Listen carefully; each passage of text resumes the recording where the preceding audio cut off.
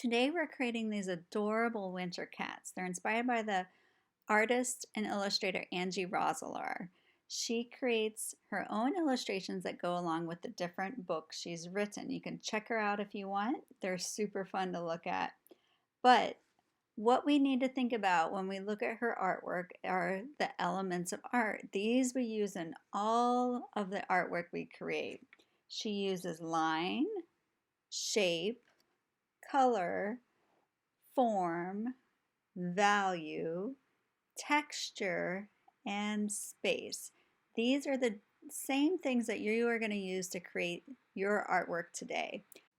The materials you'll need will be an oil pastel or a Sharpie and something to color with, watercolor or markers that you have on hand. Whatever you have will work out great. To get started, you'll need to have your paper being vertical or up and down. Find the middle of your paper and then go up just a little bit and draw a small oval. This will be our cat's nose. Once you have your oval, you can color it in. I'm coloring slowly and carefully so I can try to stay in my lines. Next up, we're going to make a vertical line that goes down. This is going to be our cat's muzzle. To make the mouth, I'm using a line that is curved. Now we have a cute little mouth and a nose for our cat. Next to my nose, I'm drawing a large circle. This large circle will be the cat's eyeball, and I'm going to draw or try to draw the same thing on the other side. It's tricky to draw things that are symmetrical or the same or on both sides. Just try your best. Here's one circle for the pupil. I'll try to make the same thing on the other side. Now that I have my pupils, I can color my eyes in. Oh, but wait! If you want to get a little bit fancy, you could add an additional circle, and that could be for the highlight, the reflection of light in your cat's eye. If you draw something you don't like, before you crumple that paper up or try again, just keep going. Let's see if you can turn it into something amazing. If anything, you will learn the steps to know what to do when you try it again. Add eyelashes if you want to. You are the artist. You can decide. Drawing a little horizontal line above those two eyes. My students said it looked like a unibrow.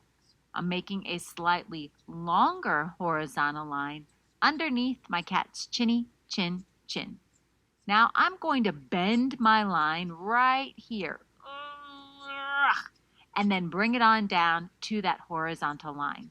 I'm going to repeat those steps but do a mirror image to make it symmetrical on the other side. All right, now I'm going to use angle lines. An angle line is a line that has a bend in it that creates a point. This might look like a shape that's familiar to you. You may know it as a triangle. I added a smaller one on the inside. Do the same thing on the other. So far, it's a pretty symmetrical drawing. It's exactly the same on both sides. Now, let's go ahead and work on that scarf. So to begin my scarf, what? I mean whiskers. Did I say scarf? Silly me. Whiskers are how a cat kind of feels its way around, especially when it's dark. Now maybe we can begin on that scarf. Going to make a nice thick scarf, so instead of making a perfectly vertical line, I'm going to curve the line a little bit, which will help my scarf appear to have form. Closing my scarf with a horizontal line. Now, my favorite thing is to create and draw patterns and designs. This is where you can get even more creative with your masterpiece. So think about your favorite scarf, a scarf that you wish you had. Think about all the lines and designs and patterns that you can create on it. Now I'm making a long rectangle and a short rectangle. These are the ends of my scarf. So I'm going to further decorate them, but you'll notice that my pattern is going a different direction because my scarf is hanging in a different direction. If you want to, you could add a little bit of texture. It's not really texture that you can feel. You're doing something called implied texture. you're showing that your scarf has something called fringe at the bottom.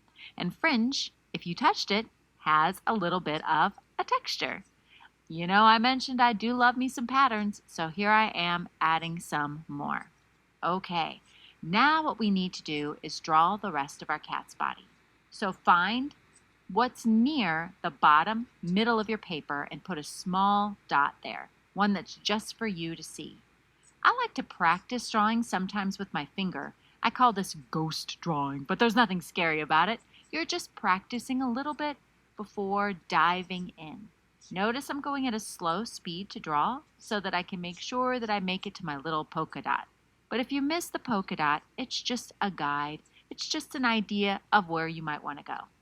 Now I'm going to draw my two front paws using a curved line that looks like the letter U. The hind legs are behind my cat. You can't see them, so I'm not drawing them. But if you want to draw them, I say go for it. I'm going to add a little tail, curving it up, and voila. Now, last time I checked, we had something called gravity, which means a cat, if it's sitting, it's not going to be floating around, but it's going to be sitting on the ground. So with a horizontal line, I drew the horizon. Finished! What's that? You want to draw a puppy? Well, you know what? We could use steps that are pretty similar. Let's begin with an oval for the nose. That vertical line that comes down. Let's try some different things. Maybe I'll make a curve here on one side, a curve there on the other side, and perhaps even a curve like a letter U for the tongue. I like to draw a little line down the middle. It's so cute already. I'm adding my eyes in a similar way, a big circle for the eyeball, another one trying to make it symmetrical or the same on both sides, and I'm adding another circle right here and there. Remember, if you draw something you don't like, keep going. Just keep drawing. Just think of it as your practice sketch, and you can always try it again. I'm adding two circles inside of here to really show a bright, shiny reflection in my cute little puppy's eye. All right, I'll draw a line above the head, and this time I think I'll make the ears a little different. A diagonal line or a slanted line, a longer line here, and then I will connect it to make kind of a triangle shape. Notice it's a little different. I'm trying to show that the dog's ear is flopped down, but he's listening to something. Maybe it's Santa. Who knows? To do that, I'm making this other ear up, using that angle line and another one on the inside. Now I'm going to repeat some similar steps to the cat. You'll notice I'm going a little faster this time because I know that you understand the steps. But if I get to going too fast, then just hit the pause button. Now I'm going to make the sides of the scarf. Remember to show form. Have it curved out a little bit. Now I'm going to connect at the bottom, and I can start to work on those patterns. I'm adding my lines. You could do shapes. You could do words. This is your puppy dog's scarf. You could even turn it into a great big collar. If it's a puppy, it might be pretty cute to make a big collar to help show the size or scale of how small the dog is compared to a great big collar. All right, and now I've got my scarf finished. I think what I'll do is start to work on the body. I added that polka dot, bringing it down and around. Now for the legs, I'm going to do something a little different. I'm going to draw a vertical line here, two short vertical lines on either side, and maybe some smaller ones on the inside for the paws. You'll notice that the paws look really big, and so do the eyes. Well, on a puppy, there are certain things that are a little bit bigger because they have to grow into them. Their paws are always pretty big. I'm going to show that it's excited by some lines next to the tail, and I'm finished. If you want to, you could add a little bit of color with your oil pastel. Maybe if it's a Dalmatian, you could add some spots. You could do whatever you like. But when you're finished, you could color, could use markers, colored pencils, whatever art supplies you have. I'm going to be using watercolor paint. When you're using watercolor paint, you always have to do what I call waking up the paint. To wake up the paint, to get it nice and juicy for you to paint with, you'll want to just kind of splash a little bit of water in each color.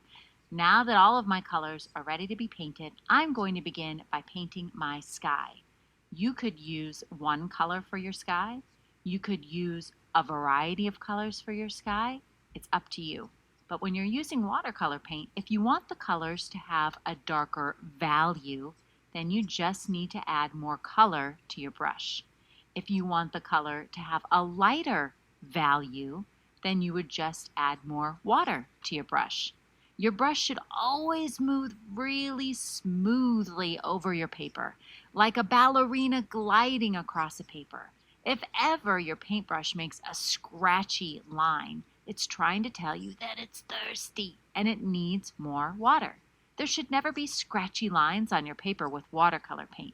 It should always be like what you see here, very smooth. And you'll notice that if it starts to get not so smooth on my paper, I always add a little bit more water. When you're changing color, it's important that you don't mix up all of your colors on your tray. Look how clean my paint tray is. I want to keep it that way. So I always wash my brush. Sometimes I'll wipe it on my little sponge to get off the extra dirty water. Sometimes I won't, but I always make sure to wash it in the water first. Again, you want that color darker? Add more paint.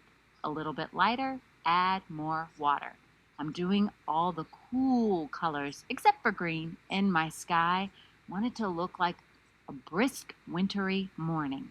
Now, I'm using a pretty big brush because I'm painting a large space. In a moment, when I paint something a little smaller, I'll switch to my smaller brush. But I just can't resist painting my cat first.